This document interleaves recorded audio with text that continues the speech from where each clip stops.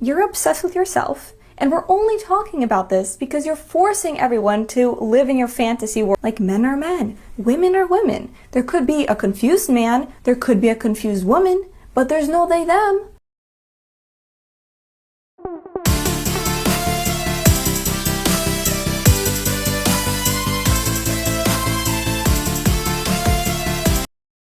Hello, welcome to my channel. I miss Moonrise, but you can call me Chloe. Thanks for stopping by. I always appreciate it when people watch my videos. But even if they don't, they are fun to make. Please like and subscribe and leave a comment so I know what kind of stuff you guys want to see. Alright, enjoy. Today I wanted to talk about gender. What is gender? Who decides what gender we are? Is it something we can change? Is it on the outside or does it come from who you are in the inside? Let's take a look at the definition. Gender is either of the two sexes, male and female, especially when considered with reference to cultural differences rather than biological. The term is also used more broadly to denote a range of identities that don't correspond with the established ideas of male and female. They are referring to biological sex, which is different than gender. Everyone is assigned a biological sex at birth. Some people don't feel connected to their assigned biological sex though.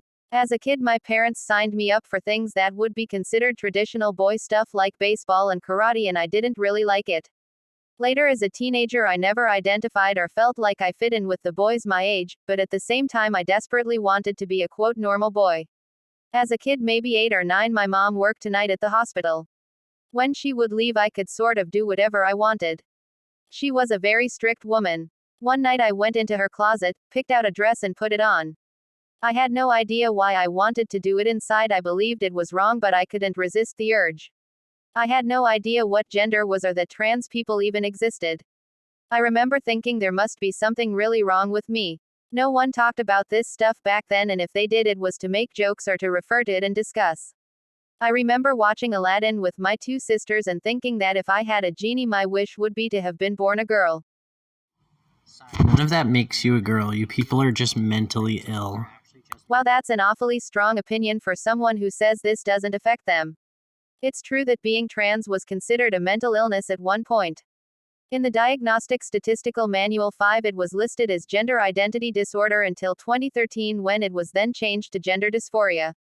The change further focused the diagnosis on the gender identity related to stress rather than the diagnosis or the trans person themselves. Before that, it was listed as transsexualism, but that doesn't really make sense because the word implies sex or has to do with sexuality, but gender doesn't. So in an effort to decrease stigma, they switched to gender identity disorder. Must not have worked very well.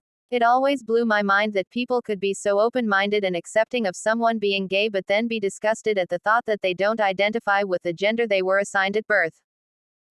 You can't be born in a male's body and have the brain of a female. It doesn't work that way. Well, you might be wrong about that too. There have been studies on the brains of trans people to see if their brain sex resembled their biological sex or their gender identity. One study analyzed 24 cisgendered men, 24 cisgendered women, and 24 trans women before being given hormone replacement therapy. The brains the trans women appeared combination male and female. That makes sense because part of your identity comes from how hormones affect your most basic instincts, and hormones come from the part of the body that depends on which sex you were assigned at birth. Equally so, there's a part of your brain that looks the way you feel like it should. Everyone and everything you know is telling you that you're wrong, but deep down it was always there as far as you can remember. They use a scale to score the brain sex called a brain sex index. The trans woman had a mean score of 0.75, which shows that we sit right in the middle of male and female.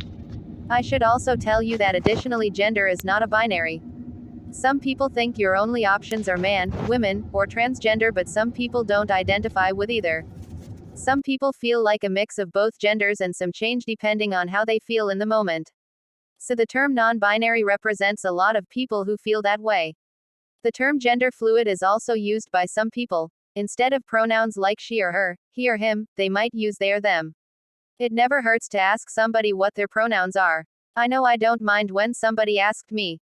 Some people think there's no need to make it so complicated, but the people this affects the most don't appreciate feeling invalidated. This is because of identity. No one likes to admit it, but who you are in your core is so important. Identity is a distinguishing character or personality of an individual, the relationship established by psychological identification. Basically, it's a combination of your physical and behavioral traits that define who you are. Things like your name, the color and shape of your eyes, or your fingerprint, along with the way you think, and what you believe, are put together and become the things that make you totally unique. Of course, we feel strongly about pronouns. Go find a cis man and tell them they're a woman, and if they get upset, you can tell them they're a snowflake. So, for something I once thought was so simple like gender, there's actually a lot to it, but that's okay because who you are deep down is what defines you. Thanks for watching. Let me know what you think in the comments if you have any questions. That was a pretty heavy topic, so I'm going to leave you with some lightsaber cats. Enjoy.